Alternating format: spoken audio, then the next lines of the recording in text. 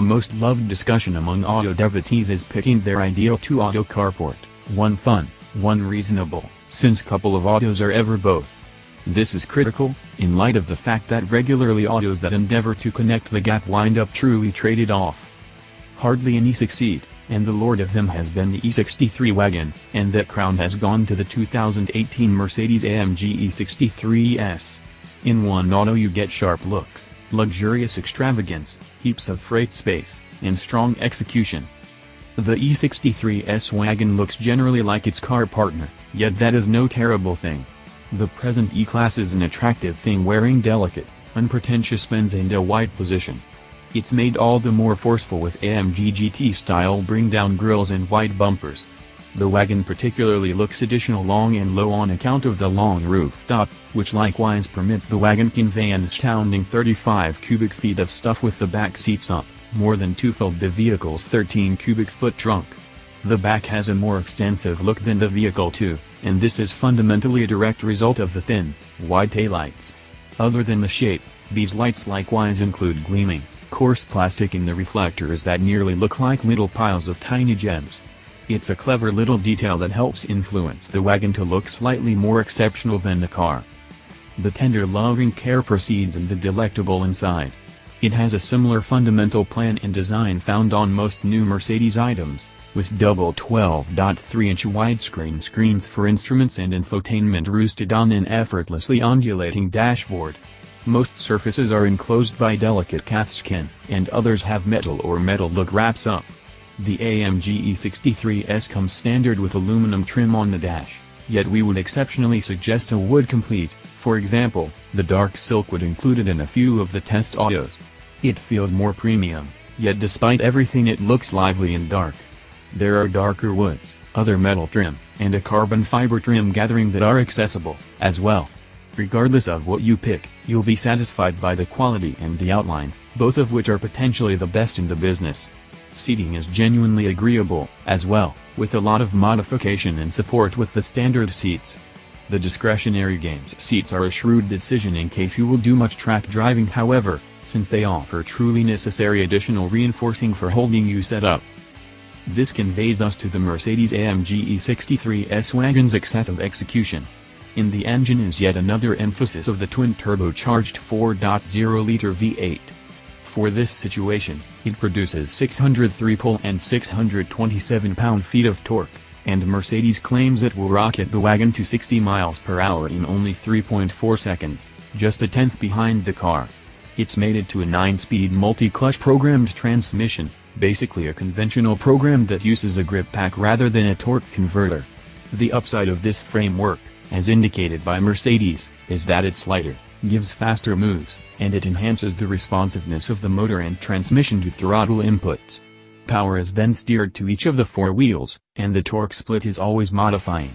It can adjust the proportion from an even 50-50 split front and back to sending completely 100% of capacity to the back. Initiating the popular float mode will advise the auto to change straight to the completely raised drive setting. Past the numbers, the motor is a hoot, significantly more so with the discretionary AMG execution debilitate that expenses $1,250. At the point when put into its sportiest modes, it lets out a profound, wild snarl that intersperses downshifts with a huge number of pops and chuckles. The recurrence of the snapping sounds somewhat fake, however it's difficult to be vexed when it sounds so great. The motor is more than equipped for sticking you in the seat, which is not out of the ordinary. However, what's extremely great is the way responsive the motor is. There's for all intents and purposes no slack through a large portion of the rev band, and it responds rapidly to throttle inputs. The transmission is a bit hit and miss. In manual mode, it's snappy to move, and when it's in adapt, it feels great, transmitting power with no postponement or slop. In any case, in programmed modes, it appears to be abnormally languid to move, particularly in comfort mode. You about need to floor it to get a response in comfort mode, and, after it's all said and done, it will sit tight for a minute, nearly as though it's asking, "Are you certain you need to move?" Even in the sportier settings, there were times leaving corners that a second or two would tick by sitting tight for it to kick down a rigging.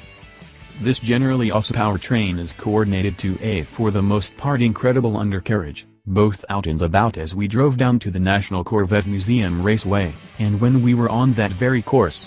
While the lustrous smooth interstates of Tennessee aren't the best to evaluate ride quality, the bunch of unpleasant patches softened away between the E63's wagon's haggles base of the seat. The bigger hits meant a delicate ascent and fall inside.